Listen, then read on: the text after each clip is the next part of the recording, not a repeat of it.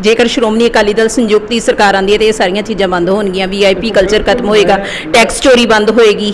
जिवें कहा भी 100% तो कोई भी नहीं बंद कर सकता हुंदा, क्योंकि लोग थोड़ा मोटा है, पर घट्टो घट्ट सरकार की मिली भुगत नाल ना होवे, अफसरां की मिली भुगत नाल ना होवे। कैप्टन अमरिंदर सिंह ने कही सी कि असीं नशिਆਂ ਦਾ ਲੱਕ ਤੋੜਾਂਗੇ, ਉਹਨਾਂ ਦੇ ਲੱਕ ਤੋੜਨ ਵਿੱਚ ਔਰ ਤੁਹਾਡੇ ਲੱਕ ਤੋੜਨ ਦੇ ਵਿੱਚ ਕਿਸ ਤਰੀਕੇ ਦਾ ਡਿਫਰੈਂਸ ਹੋਏਗਾ?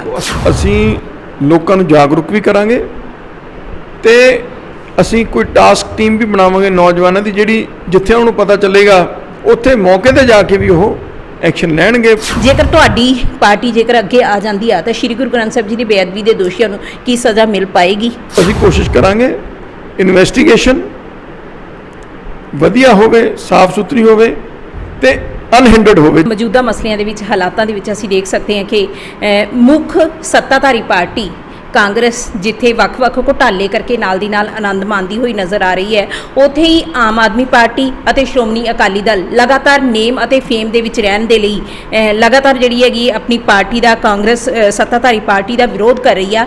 ਅਜਿਹੀਆਂ ਸਾਰੀਆਂ ਫੀਡਬੈਕ ਸਾਨੂੰ ਤੁਹਾਡੇ ਤੋਂ ਸੋਸ਼ਲ ਮੀਡੀਆ ਦੇ ਰਾਹੀਂ ਮਿਲਦੀਆਂ ਰਹਿੰਦੀਆਂ ਨੇ ਤੇ ਤੁਹਾਡੇ ਵੱਲੋਂ ਅਕਸਰ ਸਵਾਲ ਉਠਾਏ ਜਾਂਦੇ ਨੇ ਕਿ ਸਾਡੇ ਇਹ ਸਵਾਲ ਜਿਹੜੇ ਸੰਬੰਧਿਤ ਆਗੂਆਂ ਦੇ ਅੱਗੇ ਰੱਖੋ, ਤੇ ਅੱਜ ਤੁਹਾਡੇ ਸੰਬੰਧਿਤ ਸਵਾਲਾਂ ਦੇ ਜਿਹੜੇ ਜਵਾਬ ਨੇ ਉਹ ਅਸੀਂ ਲਵਾਂਗੇ ਸਰਦਾਰ ਪਰਮਿੰਦਰ ਸਿੰਘ ਢੀਂਡਸਾ ਜੀ ਤੋਂ, ਜੋ ਕਿ ਸ਼੍ਰੋਮਣੀ ਅਕਾਲੀ ਦਲ ਸੰਯੁਕਤ ਦੇ ਸੀਨੀਅਰ ਲੀਡਰ ਹਨ ਅਤੇ ਸਾਬਕਾ ਵਿੱਤ ਮੰਤਰੀ ਹਨ ਪੰਜਾਬ। ਪਰਮਿੰਦਰ ਜੀ, ਸਭ ਤੋਂ ਪਹਿਲਾਂ ਵੈਲਕਮ ਜੀ ਸਾਡੇ ਚੈਨਲ ਤੇ। ਸਤਿ ਸ਼੍ਰੀ ਅਕਾਲ ਸਰ, ਸਭ ਤੋਂ ਪਹਿਲਾਂ ਕਿਉਂਕਿ ਮੈਂ ਪਹਿਲਾਂ ਜਿਵੇਂ ਗੱਲ ਕੀਤੀ ਹੈ ਕਿ ਸੋਸ਼ਲ ਮੀਡੀਆ ਦੇ ਰਾਹੀਂ ਲੋਕੀ ਸਵਾਲ ਕਰਦੇ ਨੇ, ਤੇ ਉਹੀ ਪਹਿਲਾ ਇੱਕ ਸਵਾਲ ਮੈਂ ਤੁਹਾਡੇ ਅੱਗੇ ਰੱਖਣ ਜਾ ਰਹੀ ਹਾਂ। ਲੋਕ ਇਹ ਪੁੱਛ ਰਹੇ ਨੇ ਕਿ ਜਿੱਥੇ ਆਮ ਆਦਮੀ ਪਾਰਟੀ ਅਤੇ ਸ਼੍ਰੋਮਣੀ ਅਕਾਲੀ ਦਲ ਲਗਾਤਾਰ ਪ੍ਰਦਰਸ਼ਨ ਕਰਕੇ ਕਾਂਗਰਸ ਪਾਰਟੀ ਨੂੰ ਘੇਰ ਰਹੀਆਂ ਨੇ, ਉੱਥੇ ਹੀ ਸ਼੍ਰੋਮਣੀ ਅਕਾਲੀ ਦਲ ਸੰਯੁਕਤ ਕਸ਼ੂਏ ਦੀ ਚਾਲ ਚੱਲ ਰਹੀ ਹੈ, ਜਾਂ ਫਿਰ ਅਵੇਸਲੀ ਹੋ ਕੇ ਬੈਠੀ ਹੈ, ਜਾਂ ਫਿਰ ਕੋਈ ਨਵਾਂ ਬਖੇੜਾ ਨਹੀਂ ਖੜਾ ਕਰਨਾ ਚਾਹੁੰਦੀ ਵਿਰੋਧ ਕਰਕੇ? ਕੀ ਕਹਿਣਾ ਚਾਹੋਗੇ? ਨਹੀਂ, ਦੇਖੋ ਹਜੇ ਸਾਡੀ ਪਾਰਟੀ ਨੂੰ ਇਕੱਠੇ ਹੋਏ ਮਿਲਣ ਦਾ ਹਜੇ ਮਹੀਨਾ ਹੀ ਹੋਇਆ ਤੇ ਜਥੇਬੰਦਕ ਢਾਂਚਾ ਹਜੇ ਹਫ਼ਤਾ ਹੀ ਹੋਇਆ। ਸੋ ਪੋਲੀਟੀਕਲ ਐਕਟੀਵਿਟੀਜ਼ ਅਸੀਂ ਸਾਡੀਆਂ ਮੀਟਿੰਗਾਂ ਦਾ ਦੌਰ ਚੱਲ ਰਿਹਾ। ਅੱਜ ਯੂਥ ਅਕਾਲੀ ਦਲ ਦੀ ਵੀ ਅਸੀਂ ਮੀਟਿੰਗ ਸੱਦੀ ਸੀ ਤੇ ਅਸੀਂ ਇੱਕ ਬੜਾ ਕੰਕਰੀਟ ਜਿਹੜਾ ਪ੍ਰੋਗਰਾਮ ਦੇਵਾਂਗੇ। ਅਸੀਂ ਸਰਕਾਰ ਦਾ ਵੀ ਵਿਰੋਧ ਕਰਾਂਗੇ, ਪੰਜਾਬ ਸਰਕਾਰ ਦਾ ਵੀ, ਕੇਂਦਰ ਸਰਕਾਰ ਦਾ ਵੀ, ਤੇ ਸਿਰਫ ਇੱਕ ਦਿਖਾਵਾ ਕਰਨ ਵਾਸਤੇ ਵਿਰੋਧ ਨਹੀਂ ਕਰਾਂਗੇ, ਬਟ ਕਿ ਇੱਕ ਪੋਜ਼ਿਟਿਵ ਜਿਹੜਾ ਹੈ ਏਜੰਡਾ ਲੈ ਕੇ ਆਵਾਂਗੇ। ਜਿਹੜਾ ਵਿਰੋਧ ਕਰਨ ਦੇ ਨਾਲ ਨਾਲ ਅਸੀਂ ਆਪਦੇ ਵੱਲੋਂ ਕੀ ਯਤਨ ਕਰ ਰਹੇ ਹਾਂ ਉਹ ਵੀ ਅਸੀਂ ਲੋਕਾਂ ਦੇ ਵਿੱਚ ਲੈ ਕੇ ਆਵਾਂਗੇ। ਸੋ ਇਹ ਗੱਲ ਨਹੀਂ ਹੈ, ਕੋਈ ਵਿਸ਼ ਨਹੀਂ, ਇਹ ਹੈਗਾ ਵੀ ਪਾਰਟੀ ਨੂੰ ਜਥੇਬੰਦਕ ਤੌਰ ਤੇ ਮਜ਼ਬੂਤ ਕਰਕੇ ਅਸੀਂ ਇੱਕ ਬੜਾ ਸਾਰੂ ਤੇ ਪੋਜ਼ਿਟਿਵ ਪ੍ਰੋਗਰਾਮ ਪੰਜਾਬ ਦੇ ਲੋਕਾਂ ਨੂੰ ਦੇਣਾ ਚਾਹੁੰਦੇ ਹਾਂ, ਨਾ ਕਿ ਸਿਰਫ ਨੁਕਤਾਚੀਨੀ ਵਾਲਾ। ਨੁਕਤਾਚੀਨੀ ਵਿਰੋਧੀ ਧਿਰ ਦੀ ਪਾਰਟੀ ਦੀ ਡਿਊਟੀ ਹੁੰਦੀ ਹੈ ਕਰਨੀ, ਪਰ ਨੁਕਤਾਚੀਨੀ ਕਰਨ ਤੋਂ ਬਿਨਾਂ ਹੋਰ ਕੁਝ ਨਾ ਕਰਨਾ ਇਹ ਵੀ ਕੋਈ ਵਧੀਆ ਗੱਲ ਨਹੀਂ। ਕਦੋਂ ਤੱਕ ਜਿਹੜੀਆਂ ਪਾਰਟੀ ਦੀ ਗਤੀਵਿਧੀਆਂ ਵਿੱਚ ਤੇਜ਼ੀ ਆਉਣ ਦੀ ਸੰਭਾਵਨਾ? ਕਿਉਂਕਿ ਅੱਜ ਜਦੋਂ ਤੁਸੀਂ ਆਪਣੇ ਯੂਥ ਵਿੰਗ ਦੇ ਨਾਲ ਜਿਹੜੀ ਮੀਟਿੰਗ ਕੀਤੀ ਹੈ ਤੇ ਦੋ ਗੱਲਾਂ ਤੁਸੀਂ ਅਹਿਮ ਕਹੀਆਂ ਨੇ, ਜਿਹਦੇ ਵਿੱਚ ਇੱਕ ਵਾਤਾਵਰਨ ਦੀ ਗੱਲ ਕੀਤੀ ਹੈ ਤੇ ਦੂਜੀ ਤੁਸੀਂ ਗੱਲ ਕੀਤੀ ਆ ਕਿ ਨਸ਼ਿਆਂ ਨੂੰ ਜਿਹੜਾ ਹੈਗਾ ਅਸੀਂ ਲੋਕਾਂ ਨੂੰ ਜਾਗਰੂਕ ਕਰਾਂਗੇ ਕਿ ਨਸ਼ਿਆਂ ਦਾ ਜਿਹੜਾ ਲੱਕ ਤੋੜਿਆ ਜਾਵੇ। ਅਜਿਹੀ ਗੱਲ 2017 ਦੇ ਵਿੱਚ ਕੈਪਟਨ ਅਮਰਿੰਦਰ ਸਿੰਘ ਨੇ ਕਹੀ ਸੀ ਕਿ ਅਸੀਂ ਨਸ਼ਿਆਂ ਦਾ ਲੱਕ ਤੋੜਾਂਗੇ। ਉਹਨਾਂ ਦੇ ਲੱਕ ਤੋੜਨ ਵਿੱਚ ਔਰ ਤੁਹਾਡੇ ਲੱਕ ਤੋੜਨ ਦੇ ਵਿੱਚ ਕਿਸ ਤਰੀਕੇ ਦਾ ਡਿਫਰੈਂਸ ਹੋਏਗਾ? ਅਸੀਂ ਤਾਂ ਸਾਡੇ ਜਿਹੜੇ ਆਗੂ ਨੇ ਅਸੀਂ ਲੋਕਾਂ ਨੂੰ ਜਾਗਰੂਕ ਵੀ ਕਰਾਂਗੇ ਤੇ ਅਸੀਂ ਕੋਈ ਟਾਸਕ ਟੀਮ ਵੀ ਬਣਾਵਾਂਗੇ ਨੌਜਵਾਨਾਂ ਦੀ, ਜਿਹੜੀ ਜਿੱਥੇ ਉਹਨੂੰ ਪਤਾ ਚੱਲੇਗਾ ਕਿ ਨਸ਼ੇ ਵਿਕ ਰਿਹਾ ਹੈ ਜਾਂ ਨਸ਼ੇ ਦੀ ਤਸਕਰੀ ਹੋ ਰਿਹਾ ਜਾਂ ਲੋਕ ਇਨਵੋਲਵ ਨੇ, ਉੱਥੇ ਮੌਕੇ ਤੇ ਜਾ ਕੇ ਵੀ ਉਹ ਐਕਸ਼ਨ ਲੈਣਗੇ, ਪੁਲਿਸ ਨੂੰ ਇਨਵੋਲਵ ਕਰਨਗੇ ਅਤੇ ਆਪ ਜਿਹੜਾ ਹੈ ਉਹਦਾ ਇੱਕ ਪਰਸਨਲ ਐਕਸ਼ਨ ਲੈਣਗੇ, ਨਾ ਕਿ ਸਿਰਫ ਅਖਬਾਰੀ ਬਿਆਨਬਾਜ਼ੀ ਕਰਨੀ ਹੈ। ਸੋ ਉਹਦੇ ਲਈ ਅਸੀਂ ਹਜੇ ਸਾਰਾ ਰੂਪ ਰੇਖਾ ਜਿਹੜੀ ਤਿਆਰ ਕਰ ਰਹੇ ਹਾਂ। ਅੱਜ 1 ਮਹੀਨਾ ਸਾਡੀ ਜਿਹੜੀ ਹੈ ਇਹ ਰੁੱਖ ਲਾਉਣ ਦੀ ਮੁਹਿੰਮ ਚੱਲੇਗੀ, ਕਿਉਂਕਿ ਸਾਡੇ ਭਵਿੱਖ ਨਾਲ ਜੁੜੀ ਹੋਈ ਹੈ, ਵਾਤਾਵਰਨ ਨਾਲ ਜੁੜੀ ਹੋਈ ਹੈ। ਅਸੀਂ ਗੁਰੂ ਅਰਜਨ ਦੇਵ ਜੀ ਮਹਾਰਾਜ ਦੇ ਸ਼ਹੀਦੀ ਦਿਹਾੜੇ ਤੋਂ ਇਹ ਆਰੰਭ ਕਰਾਂਗੇ। ਉਹਨਾਂ ਨੂੰ ਸ਼ਰਧਾ ਸਤਿਕਾਰ ਭੇਟ ਕਰਕੇ ਉਸ ਤੋਂ ਬਾਅਦ ਅਸੀਂ ਜਿਹੜਾ ਫਿਰ ਇਹ ਸਾਰੇ ਪੰਜਾਬ 'ਚ ਤੋਰਾਂਗੇ ਤੇ ਜਦ ਇਹ ਮੁਹਿੰਮ ਸਾਡੀ ਖਤਮ ਹੋ ਗਈ ਫਿਰ ਨਸ਼ਿਆਂ ਵਿਰੁੱਧ ਅਸੀਂ ਜਿਹੜੀ ਕਰਾਂਗੇ। ਤੇ ਇਸ ਤੋਂ ਇਲਾਵਾ ਸਾਡੀ ਜੋ ਪਾਰਟੀ ਦੀ ਸੀਨੀਅਰ ਲੀਡਰਸ਼ਿਪ ਹੈ ਪਾਰਟੀ ਦੀ, ਇਹ ਤਾਂ ਯੂਥ ਦੀ ਐਕਟੀਵਿਟੀ ਦੀ ਮੈਂ ਗੱਲ ਕੀਤੀ ਹੈ, ਉਹ ਆਪਦਾ ਅੱਡ ਪ੍ਰੋਗਰਾਮ ਦੇਣਗੇ, ਉਹ 'ਚ ਵੀ ਯੂਥ ਸ਼ਾਮਲ ਹੋਏਗਾ। ਜੀ, ਸ਼੍ਰੀ ਗੁਰੂ ਗ੍ਰੰਥ ਸਾਹਿਬ ਜੀ ਦੀ ਬੇਅਦਬੀ ਦੀਆਂ ਜਿਹੜੀਆਂ ਘਟਨਾਵਾਂ ਨੇ ਉਹਨੂੰ ਲੈ ਕੇ ਜਿਹੜੇ ਪੰਜਾਬ ਦੇ ਲੋਕ, ਚਾਹੇ ਉਹ ਕਾਂਗਰਸ ਹੈ ਚਾਹੇ ਉਹ ਸ਼੍ਰੋਮਣੀ ਅਕਾਲੀ ਦਲ ਆ, ਦੋਨਾਂ ਤੇ ਹੀ ਵਿਸ਼ਵਾਸ ਨਹੀਂ ਕਰਨਾ ਚਾਹ ਰਹੇ। ਤੀਜੇ ਜਿਹੜੇ ਧੜੇ ਦੀ ਹੀ ਗੱਲ ਚੱਲ ਰਹੀ ਹੈ, ਕੋਈ ਨਾ ਕੋਈ ਜਿਹੜਾ ਸਾਹਮਣੇ ਆਏਗਾ। ਜੇਕਰ ਤੁਹਾਡੀ ਪਾਰਟੀ ਜੇਕਰ ਅੱਗੇ ਆ ਜਾਂਦੀ ਆ ਤਾਂ ਸ਼੍ਰੀ ਗੁਰੂ ਗ੍ਰੰਥ ਸਾਹਿਬ ਜੀ ਦੀ ਬੇਅਦਬੀ ਦੇ ਦੋਸ਼ੀਆਂ ਨੂੰ ਕੀ ਸਜ਼ਾ ਮਿਲ ਪਾਏਗੀ?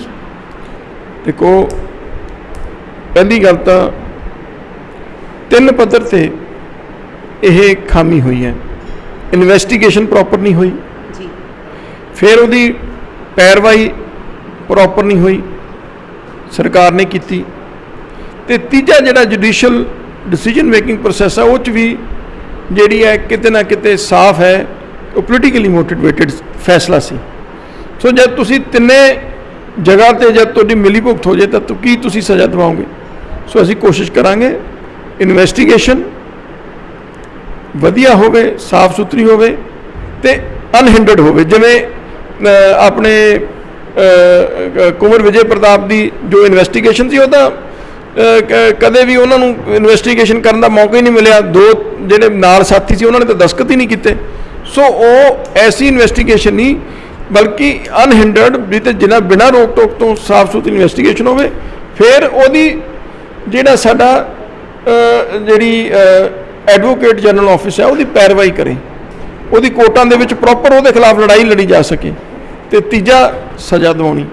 ਸੋ ਇਹ ਤਿੰਨੇ ਪਹਿਲੂ ਤੇ ਅਸੀਂ ਧਿਆਨ ਦੇ ਕੇ ਇਹ ਜਿਹੜਾ ਹੈ ਇਹਨੂੰ ਅੰਤਮ ਅੰਜਾਮ ਤੱਕ ਲਿਜਾਣ ਲਈ ਯਤਨ ਕਰਾਂਗੇ। ਹਾਲਾਂਕਿ ਜੋ ਮੈਨੂੰ ਅੱਜ ਦੇ ਹਾਲਾਤ ਲੱਗ ਰਹੇ ਨੇ, ਜਿਸ ਤਰੀਕੇ ਨਾਲ ਹਾਲਾਤ ਪੈਦਾ ਕਰਤੇ ਗਏ ਨੇ, ਇਹ ਬੜਾ ਮੁਸ਼ਕਿਲ ਕੰਮ ਹੈ। ਕਿਉਂਕਿ ਅੱਡ-ਅੱਡ ਇਨਕੁਆਇਰੀਆਂ, ਅੱਡ-ਅੱਡ ਰਿਪੋਰਟਾਂ, ਅੱਡ-ਅੱਡ ਇਨਵੈਸਟੀਗੇਸ਼ਨਸ, ਉਹਨੂੰ ਕੱਲ੍ਹ ਨੂੰ ਇੱਕ ਜਿਹੜੀ ਹੈ ਇਨਵੈਸਟੀਗੇਸ਼ਨ ਦੀ ਫਾਈਂਡਿੰਗ ਦੂਜੇ ਨਾਲ ਮਿਲਦੀ ਨਹੀਂ।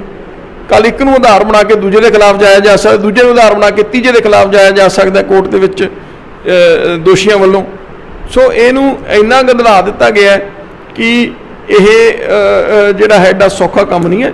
ਪਰ ਫਿਰ ਵੀ ਮੈਂ ਸਮਝਦਾ ਜੇ ਸੁਹਿਰਦਤਾ ਨਾਲ ਹੋਵੇ, ਸੱਚੇ ਮਨ ਨਾਲ ਹੋਵੇ ਤਾਂ ਦੋਸ਼ੀ ਨੂੰ ਸਜ਼ਾ ਜ਼ਰੂਰ ਹੋ ਸਕਦੀ। ਜੀ, ਇਹਦੇ ਨਾਲ ਢੀਂਡਸਾ ਸਾਹਿਬ ਗੱਲ ਚੱਲੀ ਹੈ ਕੁੰਵਰ ਵਿਜੇ ਪ੍ਰਤਾਪ ਜੀ ਦੀ। ਜੇਕਰ ਗੱਲ ਕਰੀਏ ਤਾਂ ਜਦੋਂ ਉਹਨਾਂ ਨੇ ਅਸਤੀਫਾ ਦਿੱਤਾ ਤੇ ਉਹਨਾਂ ਨੇ ਸਾਫ਼ ਤੌਰ ਤੇ ਇਹ ਗੱਲ ਕਹੀ ਸੀ ਕਿ ਜਿਹੜੇ ਸੰਬੰਧਿਤ ਸਿੱਟ ਦੇ ਨਾਲ ਜਿਹੜੇ ਦੂਸਰੇ ਅਫਸਰ ਸੀ ਉਹਨਾਂ ਨੂੰ ਸਹਿਯੋਗ ਨਹੀਂ ਸੀ ਕਰਦੇ, ਜਿਸ ਦੇ ਚਲਦੇ ਉਹਨਾਂ ਨੇ ਅਸਤੀਫਾ ਦਿੱਤਾ। ਉਸ ਤੋਂ ਬਾਅਦ ਗੱਲ ਇਹ ਵੀ ਚੱਲੀ ਕਿ ਉਹ ਹੁਣ ਜਿਹੜਾ ਹੈਗਾ ਅੱਗੇ ਪੋਲਿਟਿਕਸ ਦੇ ਵਿੱਚ ਆਉਣਗੇ। ਤੁਹਾਡੀ ਪਾਰਟੀ ਨਵੀਂ ਹੈ, ਕਿ ਤੁਹਾਡੇ ਵੱਲੋਂ ਕਿਸੇ ਤਰੀਕੇ ਨਾਲ ਉਹਨਾਂ ਦੇ ਨਾਲ ਇਹੋ ਜਿਹਾ ਰਾਬਤਾ ਕਾਇਮ ਕੀਤਾ ਜਾ ਰਿਹਾ? ਕਿਉਂਕਿ ਜਿਹੜੀ ਉਹਨਾਂ ਦੀ ਛਵੀ ਆ ਬਹੁਤ ਹੀ ਇੱਕ ਇਮਾਨਦਾਰ ਜਿਹੜੇ ਅਫਸਰ ਦੇ ਤੌਰ ਤੇ ਜਾਣੀ ਜਾਂਦੀ ਹੈ, ਕਿ ਪਾਰਟੀ ਨੂੰ ਇੱਕ ਜਿਹੜਾ ਉਹਦਾ ਫਾਇਦਾ ਮਿਲ ਸਕਦਾ ਆਉਣ ਵਾਲੇ ਸਮੇਂ 'ਚ। ਦੇਖੋ, ਅਸੀਂ ਉਹਨਾਂ ਨੂੰ ਅਪਰੋਚ ਜ਼ਰੂਰ ਕਰਾਂਗੇ। ਹਜੇ ਉਹਨਾਂ ਨੇ ਕਿਤੇ ਵੀ ਸਿਆਸਤ 'ਚ ਆਉਣ ਦੀ ਇੱਛਾ ਤਾਂ ਜ਼ਾਹਰ ਨਹੀਂ ਕੀਤੀ। ਮੈਂ ਨਹੀਂ ਸੁਣਿਆ ਕਦੇ ਉਹਨਾਂ ਨੇ ਕਿਹਾ ਹੋਵੇ ਮੈਂ ਸਿਆਸਤ ਵਿੱਚ ਆਉਣਾ ਹੈ। ਪਰ ਜੇ ਆਉਂਦੇ ਨੇ ਵੈਲਕਮ ਹੈ। ਅਸੀਂ ਤਾਂ ਉਹਨਾਂ ਨੂੰ ਚੰਗੇ ਇਨਸਾਨ, ਚੰਗੇ ਸਾਫ਼ ਸੁਥਰੇ ਲੋਕ, ਮੈਂ ਸਮਝਦਾ ਸਿਆਸਤ ਨੂੰ ਵੀ ਲੋੜ ਹੈ ਐਸੇ ਲੋਕਾਂ ਦੀ। ਜੇ ਆਉਂਦੇ ਨੇ ਤਾਂ ਬੜੀ ਵਧੀਆ ਗੱਲ ਹੈ, ਅਸੀਂ ਉਹਨਾਂ ਨੂੰ ਵੈਲਕਮ ਕਰਾਂਗੇ।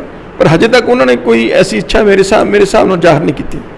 ਜੀ, ਜਿਵੇਂ ਜ਼ਾਹਰ ਸਰ ਕੀਤੀ ਸੀ ਪਿਛਲੇ ਦਿਨ, ਜਿਹੜੀ ਅਖਬਾਰਾਂ ਦੀਆਂ ਸੁਰਖੀਆਂ ਬਣੀਆਂ ਸੀ ਜਦੋਂ ਉਹਨਾਂ ਨੂੰ ਲਾਅ ਦੇ ਜਿਹੜੇ ਹੈਗੇ ਨੇ, ਲਾਅ ਵਿਭਾਗ ਦੇ ਜਿਹੜੇ ਉਹ ਬਣੇ ਸੀ, ਉਹਨਾਂ ਨੂੰ ਨੁਮਾਇੰਦਗੀ ਦਿੱਤੀ ਗਈ ਸੀ ਤੇ ਬਾਅਦ ਵਿੱਚ ਉਹਨਾਂ ਨੇ ਜਿਹੜਾ ਹੈਗਾ ਦਬਾਅ ਜਦੋਂ ਕਾਂਗਰਸ ਸਰਕਾਰ ਦਾ ਪਿਆ ਤੇ ਉਹਨਾਂ ਨੂੰ ਵਾਪਿਸ ਲੈਣਾ ਪੈ ਗਿਆ, ਜਿਹੜਾ ਉਹ ਤੇ ਉਹਦੇ ਤੋਂ ਹਟਾ ਦਿੱਤੇ ਗਏ। ਤੇ ਉਸ ਸਮੇਂ ਕੁਝ ਇੱਕ ਅਖਬਾਰਾਂ ਦੀਆਂ ਸੁਰਖੀਆਂ ਬਣੀਆਂ ਸਨ ਕਿ ਸ਼ਾਇਦ ਕੁੰਵਰ ਵਿਜੇ ਪ੍ਰਤਾਪ ਸਿੰਘ ਹੁਣ ਆ ਸਕਦੇ ਨੇ। ਨਹੀਂ, ਉਹ ਤਾਂ ਚਲੋ ਪ੍ਰੈਸ ਦੀਆਂ ਕਿਆਸ ਰਹੀਆਂ ਨੇ ਨਾ ਜੀ, ਪ੍ਰੈਸ ਦੀਆਂ ਕਿਆਸ ਰਹੀਆਂ ਨੇ। ਪਰ ਉਹਨਾਂ ਨੇ ਖੁਦ ਆਪ ਕਦੇ ਮੈਨੂੰ ਇੱਕ ਐਸੀ ਨਹੀਂ ਸੁਣਿਆ ਵੀ ਉਹਨਾਂ ਨੇ ਇੱਛਾ ਜ਼ਾਹਰ ਕੀਤੀ। ਉਹਨੇ ਤਾਂ ਰਾਤ ਰਹੇ ਕਿਹਾ ਸੀ ਮੈਂ ਹੁਣ ਆਪਦੀ ਪ੍ਰੈਕਟਿਸ ਕਰਾਂਗਾ ਲਾਅ।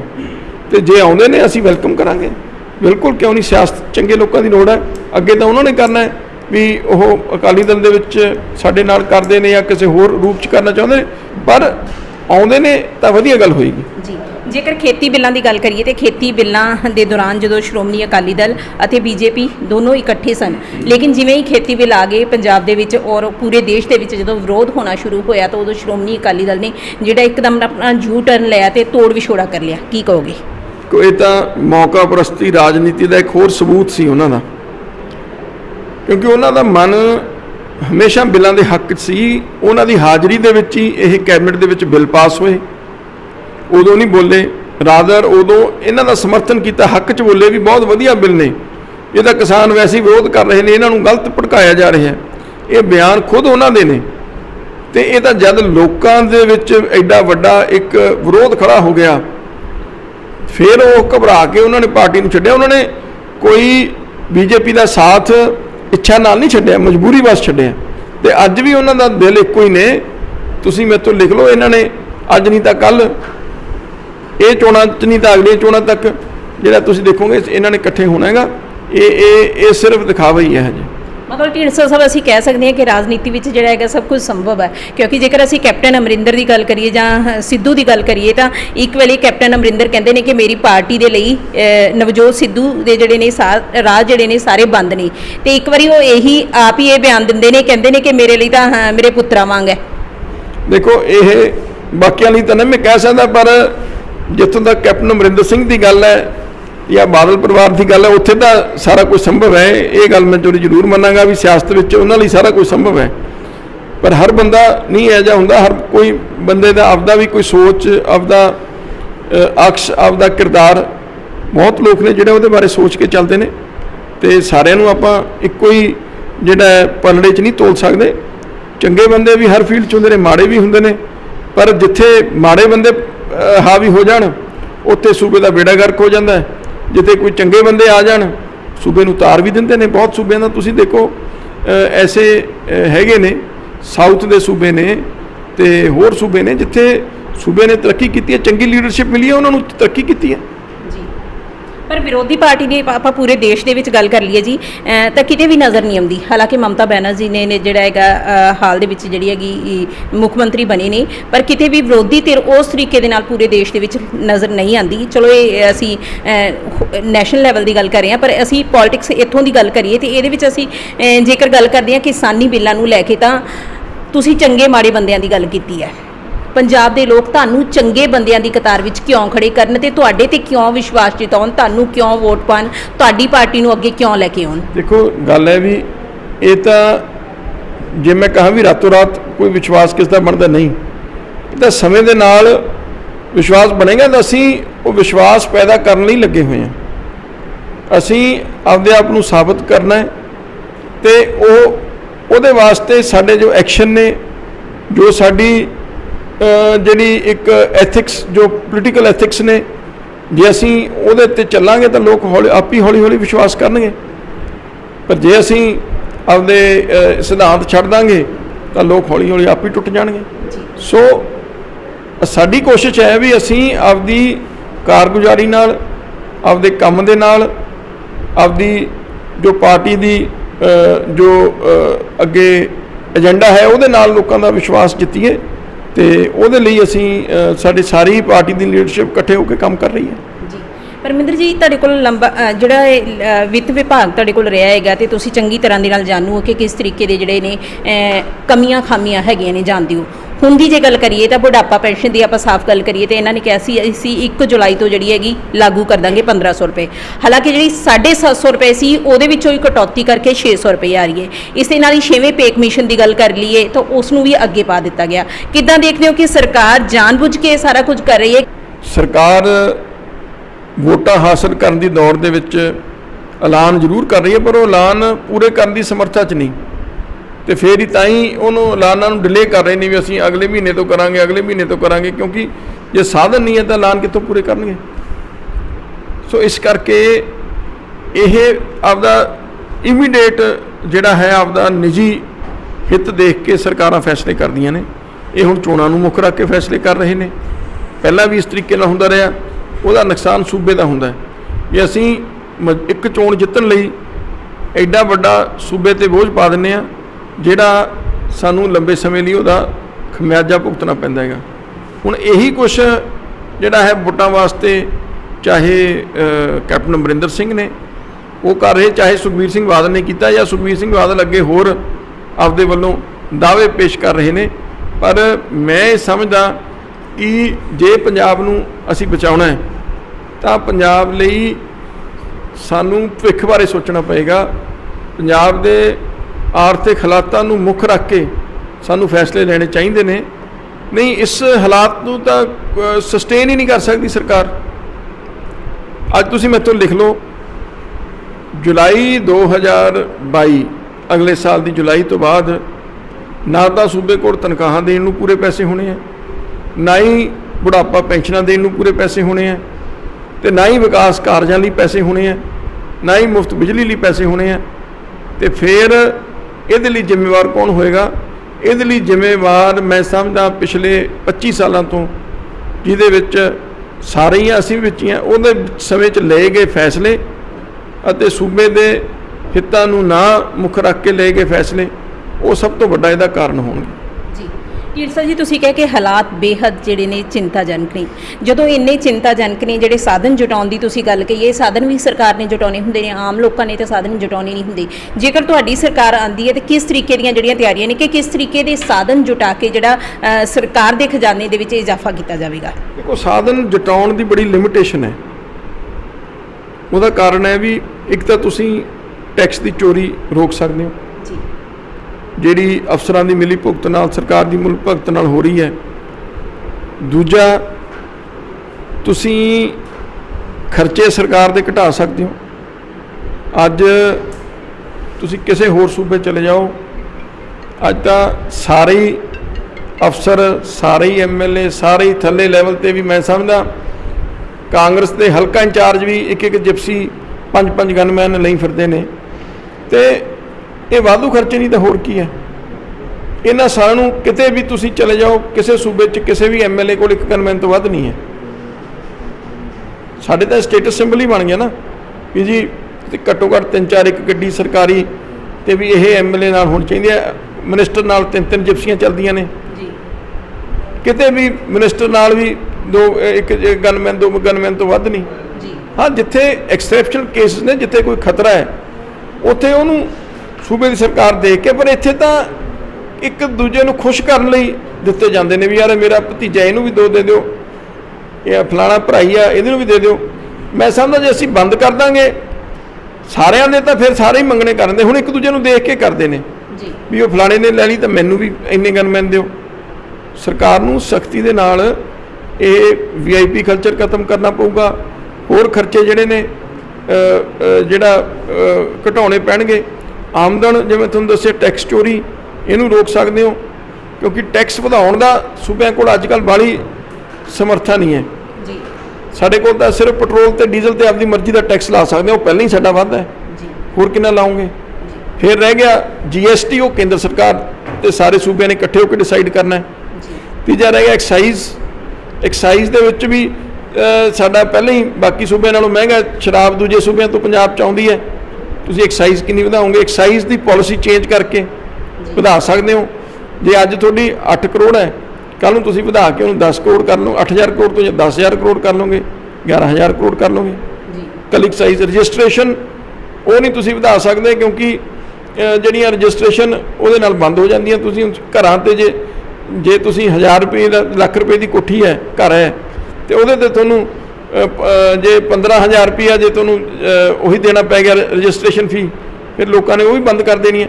ਸੋ ਟੈਕਸ ਜਿੰਨਾ ਤੁਸੀਂ, ਹਰ ਲਿਮਿਟ ਹੈ ਟੈਕਸ ਵਧਾਉਣ ਦੀ ਵੀ, ਨਹੀਂ ਚੋਰੀ ਸ਼ੁਰੂ ਹੋ ਜਾਂਦੀ ਹੈ ਜਾਂ ਲੋਕ ਹੋਰ ਰਸਤਾ ਲੱਭ ਲੈਂਦੇ ਨੇ। ਇਕੱਲਾ ਟੈਕਸ ਵਧਾਉਣ ਨਾਲ ਜਿਹੜੀ ਇਨਕਮ ਨਹੀਂ ਵਧਾਈ ਜਾ ਸਕਦੀ। ਕਈ ਵਾਰ ਟੈਕਸ ਵਧਾਉਣ ਨਾਲ ਇਨਕਮ ਘੱਟ ਵੀ ਜਾਂਦੀ ਹੈ, ਇਹਦਾ ਰਿਵਰਸ ਇਫੈਕਟ ਵੀ ਹੋ ਜਾਂਦਾ ਹੈ।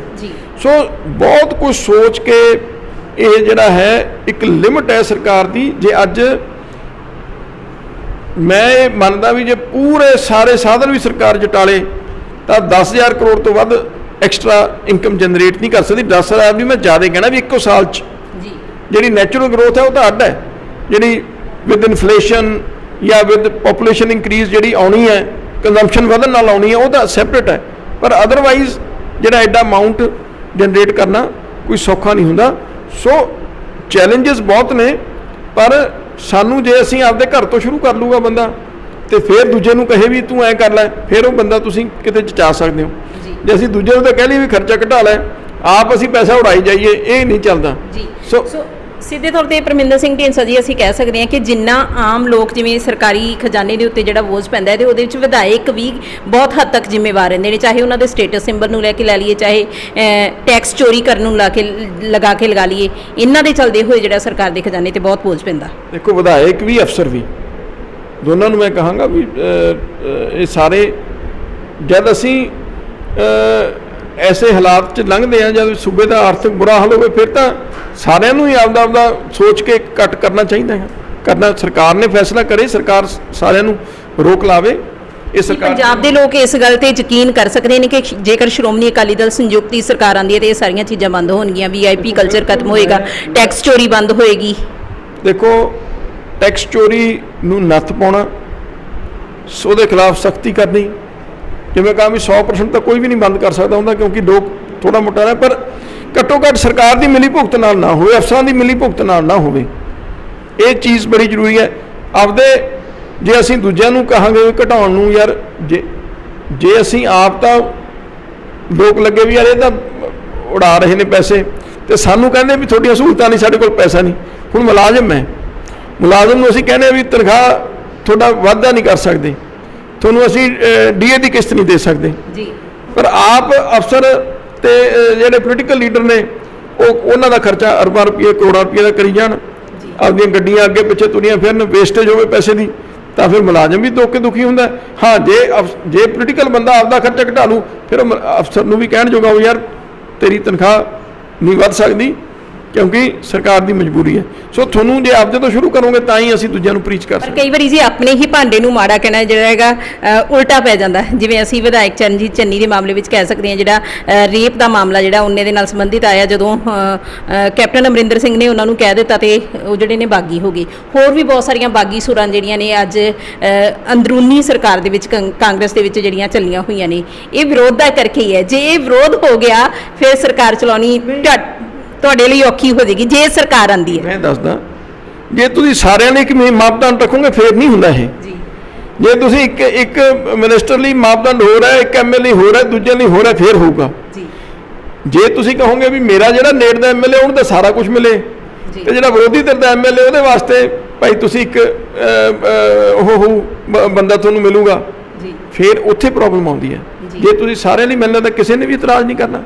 ਜੇ ਤੁਸੀਂ ਕਹੋਗੇ ਵੀ ਸਾਰਿਆਂ ਨੇ ਘੱਟ ਤਾਂ ਭਾਈ ਕਿਸੇ ਨੂੰ ਵੀ ਨਹੀਂ, ਅਫਸਰਾਂ ਨੂੰ ਵੀ ਸਦੈਕਤਾ ਤਾਂ ਹੋਵੇ, ਕਿਸੇ ਨੂੰ ਵੀ ਭਾਈ ਇੱਧਰ ਉੱਧਰ ਦੀ ਨਹੀਂ ਕਰਨਾ, ਆਪਣੇ ਆਪ ਠੀਕ ਹੋ ਜਾਊਗਾ। ਪਰ ਜਦ ਤੁਸੀਂ ਵਿੱਚ ਉਸ ਫੈਸਲਿਆਂ 'ਚ ਵੀ ਪੱਖਪਾਤ ਕਰਨ ਲੱਗ ਪੈਂਦੇ ਹੋ ਤਾਂ ਫਿਰ ਤਾਂ ਆਪ ਹੀ ਕਿਸੇ ਨੇ ਕਿਹਨੇ ਮੰਨਣਾ ਹੈਗਾ। ਇਹੀ ਚਾਹੇ ਚੰਨੀ ਦੀ ਗੱਲ ਕਰ ਲਓ, ਕਿਸੇ ਵੀ ਅਫਸਰ ਉਹਨਾਂ ਦੀ ਗੱਲ ਕਰ ਲਓ, ਜਦ ਸਿਲੈਕਟਿਵਲੀ ਕਰਦੇ ਆ ਉਦੋਂ ਨਿਰਾਸ਼ਤਾ ਹੁੰਦੀ ਹੈ, ਨਾ ਕਿ ਜੇ ਸਾਰਿਆਂ ਨਹੀਂ ਕਰੋ ਤੁਸੀਂ। ਜੀ, ਧੰਨਵਾਦ ਜੀ। ਸੋ ਇਹ ਸਨ ਪਰਮਿੰਦਰ ਸਿੰਘ ਢੀਂਡਸਾ ਜੀ, ਜਿਨ੍ਹਾਂ ਨੇ ਹਰ ਮੁੱਦੇ ਦੇ ਉੱਤੇ ਸਾਡੇ ਨਾਲ ਖੁੱਲ੍ਹ ਕੇ ਗੱਲਬਾਤ ਕੀਤੀ ਹੈ, ਤੇ ਜਿਨ੍ਹਾਂ ਦਾ ਸਾਫ਼ ਤੌਰ ਤੇ ਕਹਿਣਾ ਇਹ ਹੈ ਕਿ ਜੇਕਰ ਉਹਨਾਂ ਦੀ ਸਰਕਾਰ ਆਂਦੀ ਹੈ ਤੇ ਸਭ ਤੋਂ ਵੱਡੀ ਗੱਲ ਜਿਹੜੀ ਟੈਕਸ ਚੋਰੀ ਹੈ, ਕਿਉਂਕਿ ਟੈਕਸ ਚੋਰੀ ਦੇ ਚੱਲਦੇ ਹੋਏ ਪੰਜਾਬ ਦੇ ਖਜ਼ਾਨੇ ਦੇ ਉੱਤੇ ਜਿੰਨਾ ਬੋਝ ਪੈਂਦਾ ਹੈ, ਇਹ ਪੰਜਾਬ ਦੇ ਲੋਕ ਭਲੀ ਪਾਣ ਜਾਂਦੇ ਨੇ। ਸਟੇਟਸ ਸਿੰਬਲ ਨੂੰ ਲੈ ਕੇ ਵਿਧਾਇਕ ਮੰਤਰੀ ਲਗਾਤਾਰ ਜਿਹੜਾ ਪੰਜਾਬ ਦੇ ਖਜ਼ਾਨੇ ਦੇ ਉੱਤੇ ਬੋਝ ਪਾਉਂਦੇ ਨੇ, ਲੇਕਿਨ ਸ਼੍ਰੋਮਣੀ ਅਕਾਲੀ ਦਲ ਸੰਯੁਕਤ ਦੀ ਜੇਕਰ ਸਰਕਾਰ ਆਂਦੀ ਹੈ ਤੇ ਇਹਨਾਂ ਸਾਰੀਆਂ ਚੀਜ਼ਾਂ ਨੂੰ ਨੱਥ ਪਾਈ ਜਾਵੇਗੀ। ਨਾਲ ਦੀ ਨਾਲ ਇਹਨਾਂ ਦਾ ਇੱਕ ਵੱਡਾ ਜਿਹੜਾ ਬਿਆਨ ਹੈ ਉਹ ਇਹ ਹੈ ਕਿ ਸ਼੍ਰੋਮਣੀ ਅਕਾਲੀ ਦਲ ਅਤੇ BJP ਪਾਰਟੀ ਦੇ ਭਾਂਡੇ ਭਾਵੇਂ ਆਪਸ ਵਿੱਚ ਅੱਜ ਅਲੱਗ ਹੋ ਗਏ ਨੇ, ਪਰ ਜੇਕਰ ਆਉਣ ਵਾਲੇ ਸਮੇਂ ਦੇ ਵਿੱਚ ਜੇਕਰ ਕਿਸਾਨਾਂ ਦਾ ਜਿਹੜਾ ਮਸਲਾ ਸੁਲਝ ਜਾਂਦਾ ਤੇ ਇਹੀ ਭਾਂਡੇ ਜਿਹੜੇ ਇੱਕ ਹੋ ਜਾਣਗੇ, ਇੱਕ ਥਾਲੀ ਦੇ ਵਿੱਚ ਰੋਟੀ ਖਾਂਦੇ ਹੋਏ ਸਾਰੇ ਤੁਹਾਨੂੰ ਨਜ਼ਰ ਆਉਣਗੇ। ਕੈਮਰਾਮੈਨ ਸੋਨੂ ਜਾਂਸਲਾ ਦੇ ਨਾਲ ਮੈਂ ਹਰਦੀਪ ਕੌਰ ਵਿਰਕ, ਚੜ੍ਹਦੀ ਕਲਾ ਟਾਈਮ TV ਦੇ ਲਈ।